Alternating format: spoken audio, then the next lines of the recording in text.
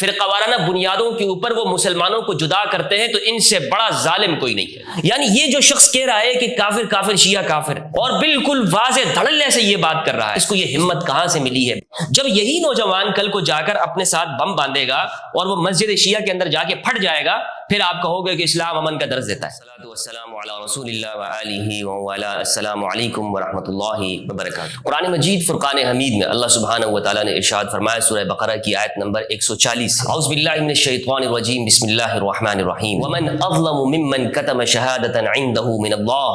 وما اللہ بغافل عما تعملون۔ اس شخص سے بڑا ظالم کون ہے کہ جس کے پاس اللہ کی جانب سے گواہی موجود ہو اور وہ پھر اسے وہ چھپا کے رکھے، اور جو تم کر رہے ہو اللہ اس سے غافل نہیں ہے، اللہ کو سب کچھ معلوم ہے۔ اس آیت سے یہ معلوم ہوا کہ اگر ایک شخص کے پاس اس بات کا ثبوت موجود ہے، اس بات کا علم موجود ہے کہ حق کیا ہے اور باطل کیا ہے، صحیح کیا ہے اور غلط کیا ہے، محبت کیا ہے اور نفرت کیا ہے، یہ سب اس کے پاس موجود ہے، وہ جانتا ہے، یہ اللہ کی گواہی ہے۔ اب اس پر یہ فرض عائد ہوتا ہے کہ یہ اس گواہی کو آگے پیش کرے، لوگوں کے سامنے بتائے، ٹرانسفر کرے، اپنے علم کو چھپائے نہیں۔ لیکن اگر یہ اس کو چھپاتا ہے، اس علم کو جانتے بوجھتے، تو یہ شخص اس سے بڑا کوئی ظالم ہے ہی نہیں۔ یعنی وہ علماء، وہ فقہاء آج کے زمانے میں بھی اگر ہم یہ دیکھتے ہیں کہ ان کے پاس حق اور سچ کی گواہی موجود ہے، وہ کتاب میں دیکھتے ہیں، وہ جانتے ہیں کہ حق اور سچ کیا ہے، لیکن وہ پھر اسے چھپا کے رکھتے ہیں، بلکہ اس سے بڑھ کر وہ یہ کام کرتے ہیں، اس سے الٹ کہ وہ ایسے فتوے دیتے ہیں کہ جس سے مسلمانوں کے درمیان میں تقسیم پیدا ہوتی ہے، نفرتیں بڑھتی ہیں، مسلمان آپس میں جدا ہوتے ہیں، فرقہ وارانہ بنیادوں کے اوپر وہ مسلمانوں کو جدا کرتے ہیں، تو ان سے بڑا ظالم کوئی نہیں۔ یہ اللہ سبحانہ وتعالی نے یہود اور نصارہ کے ان علماء سے یہ بات کہی کہ جن کے سامنے ان کی کتابوں کے اندر حق اور سچ موجود تھا، لیکن وہ مصلحتوں کی بنا پر وہ اسے بیان نہیں کرتے تھے، تو اللہ نے فرمایا ان سے بڑا ظالم کوئی نہیں ہے۔ آج ہم یہ دیکھیں کہ ہمارے علماء خاموش رہتے ہیں، ان کی آنکھوں کے سامنے ان کے طلبہ، اسٹوڈنٹس، ان سے تعلق رکھنے والے، وہ دوسرے مسلمانوں کے اوپر فتوے لگاتے ہیں اور ایسے نعرے لگائے جاتے ہیں کہ جس سے مسلمانوں کے درمیان میں نفرتیں بڑھتی ہیں۔ مثلا ایک مرتبہ پھر پاکستان کی سڑکوں کے اوپر شیعہ کافر کے نعرے لگائے جا رہے ہیں، ایک مرتبہ پھر نفرت کے بیج بوئے جا رہے ہیں، ایک مرتبہ پھر مسلمانوں کو جدا کرنے کی کوشش ہو رہی ہے، فلاں کافر ہے، جو نہیں مانتا وہ بھی کافر ہے، جس نے شک کیا وہ بھی کافر ہے۔ یہ جو نفرت کے فتوے دیے گئے ہیں، انہوں نے مسلمانوں کو تقسیم کیا ہے، مسلمانوں کے دلوں میں نفرت کی بنیاد ڈالی ہے۔ آج کچھ لوگ یہ بات کرتے ہیں کہ مفتی صاحب چھوڑیے ان اختلافی مسائل پہ گفتگو کرنے کا کیا فائدہ ہے، کیوں آپ ان مسائل کو ڈسکس کر رہے ہیں، کیوں لوگ اس پر بات کر رہے ہیں؟ دیکھیں بالکل میں آپ کے ساتھ متفق ہوں کہ اختلافی مسائل کو ڈسکس کیوں کیا جائے، میں نے اس پہ بات کی ہوئی ہے کہ اس کا فائدہ کیا ہے، لیکن آج میں آپ سے بتانا چاہتا ہوں، آپ سے بھی پوچھنا چاہتا ہوں، اگر یہ اختلافی مسائل کچھ اس درجے کے ہوتے جیسے نماز میں ہاتھ کہاں باندھنا ہے، رفع یدین کرنا ہے یا نہیں کرنا، آمین بالجہر ہے یا نہیں، تو پھر تو ٹھیک تھا، علمی طور پر اس کے اوپر اختلافات موجود ہیں، کوئی ایسے قتل و غارت گری ان مسائل کی وجہ سے نہیں ہوئی۔ لیکن جن مسائل کے بارے میں آپ یہ کہتے ہیں کہ ان پر خاموشی اختیار کی جائے، زبانوں کو بند رکھا جائے، مجھے بتائیے کیا آپ کے ہی اکابرین نے،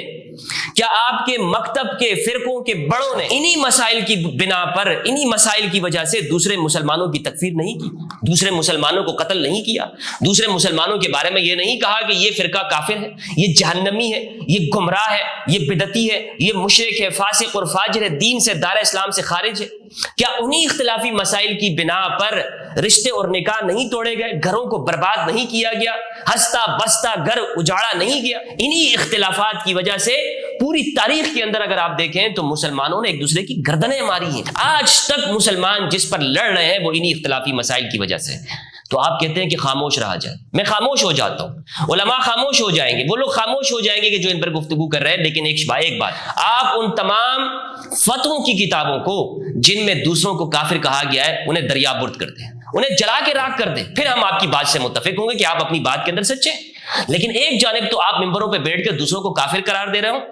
سڑکوں چوراہوں پر دوسروں کے خلاف موومنٹ چلا رہے ہوں، نفرت کی تحریکیں چلاتے ہوں، اور پھر آپ ہم سے کہیں کہ ان مسائل کو ڈسکس نہ کریں۔ انہی مسائل کی وجہ سے آپ کہتے ہیں نا کہ فلاں کی گردن مارنا ضروری ہے، انہی مسائل کے اوپر آپ کہتے ہیں نا کہ فلاں پورا ایک گروہ کافر ہے، تو اس لیے یہ آپ کا ڈبل سٹینڈرڈ ہے۔ ایک جانب تو آپ کہتے ہیں کہ ان پہ خاموشی اختیار کی جائے، دوسری جانب انہی مسائل کی وجہ سے آپ فتوے لگاتے ہیں۔ پہلے تو آپ یہ کام کریں جو آپ کے اکابر نے فتوے لگائے ہوئے ہیں، آپ لکھ کے لا دیں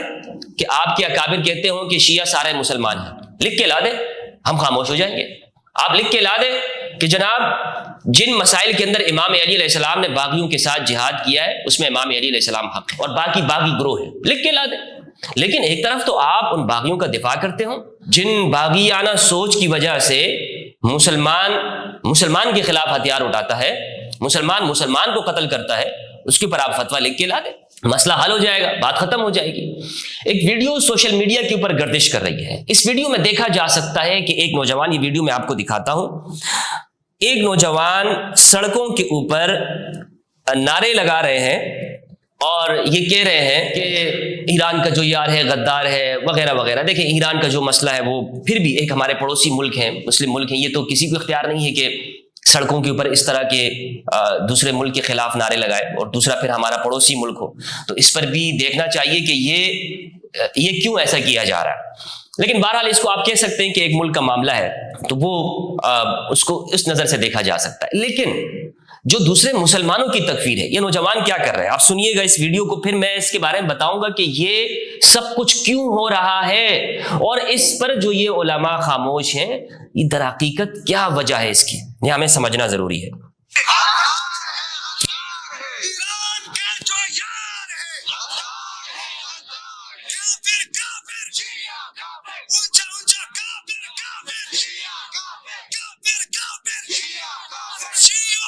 مجھے بتائیں کیا یہ اس کا حق بنتا ہے؟ کہاں پر ہے ادارے،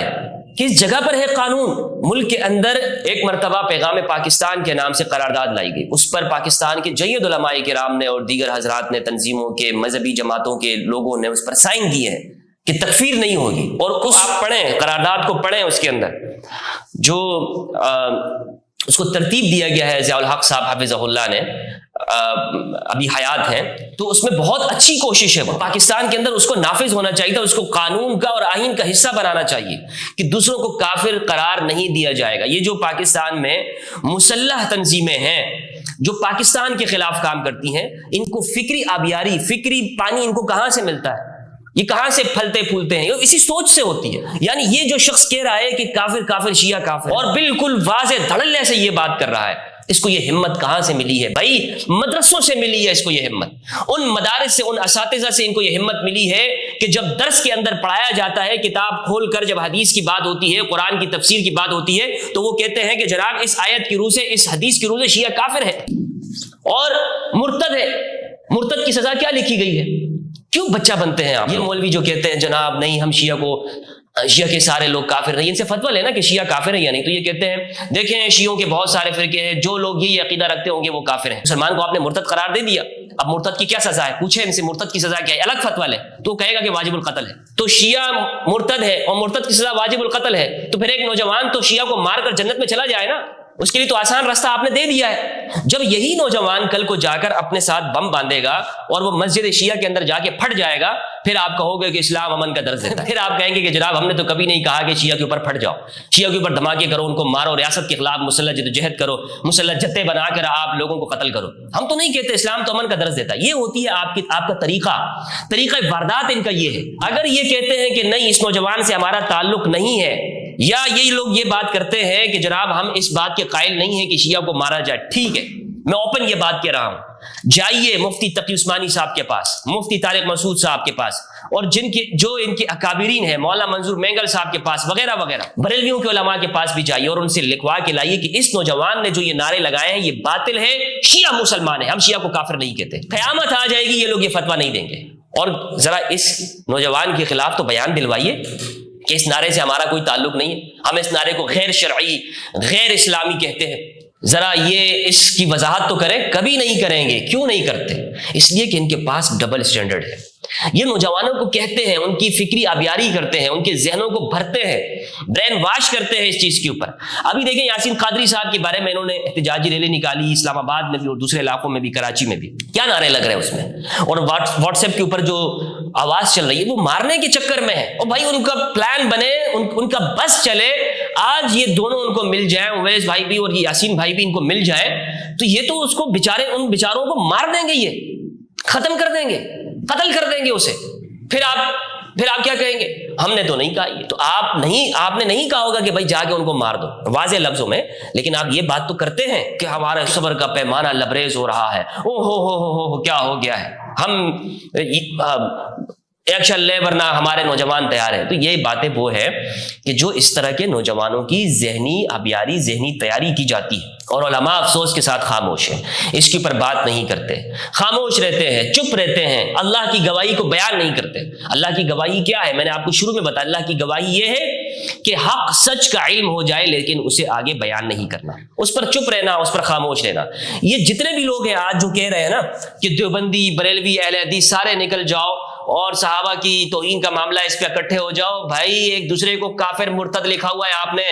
بریلویوں کے نزدیک دیوبندی مرتد ہیں،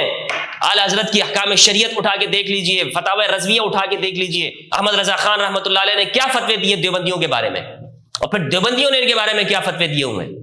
مشرک سے کم کی بات ہوتی ہے؟ پر اہل حدیث تو ان دونوں کو نہیں سمجھتے، تو یہ فتوے انہوں نے ایک دوسرے کے خلاف دیے ہوئے ہیں۔ لیکن اب یہ کوشش کیوں کر رہے ہیں کہ یہ سارے فرقے اکٹھے ہو جائیں اور اس طرح کی موومنٹ چلا کر دوسرے جو مد مقابل ہیں نا شیعہ، تو ان کے بارے میں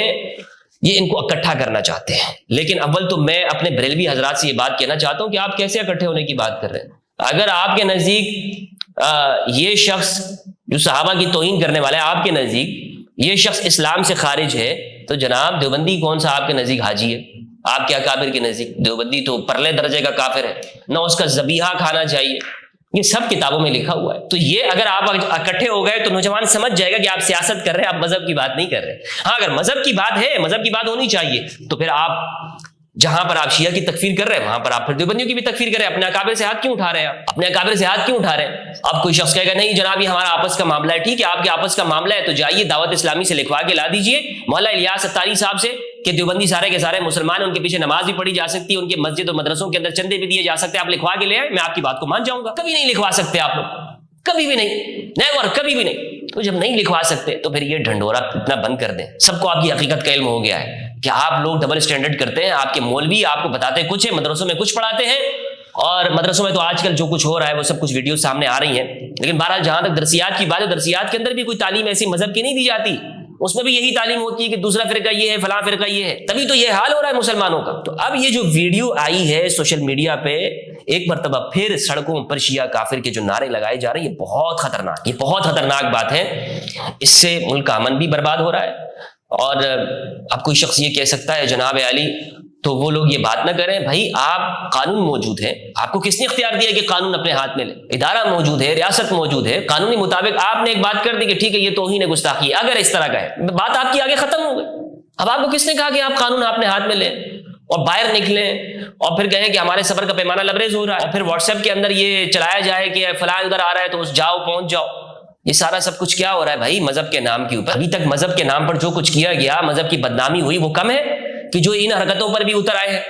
آگے ویڈیو کو دیکھیں تو یہ ویڈیو بہت خطرناک ہے۔ جو حامی ہے ابھی ایک آواز پر صحابہ۔ آگے مزید انہوں نے اسی طرح کی نفرت کی باتیں کی ہیں۔ میری گزارش یہ ہے کہ فرقوں کے جو اکابر ہیں وہ اس کے اوپر بیان جاری کریں۔ یہ بہت سینسیٹیو ایشو ہے، سینسیٹیو بات ہے، حساس موضوع ہے، اور یہ جو نوجوان نے جو حرکت کی ہے اس پر جب تک ان کے اکابرین وضاحت پیش نہیں کریں گے ان کا کوئی عذر قابل قبول نہیں ہوگا۔ والسلام علیکم ورحمۃ اللہ وبرکاتہ۔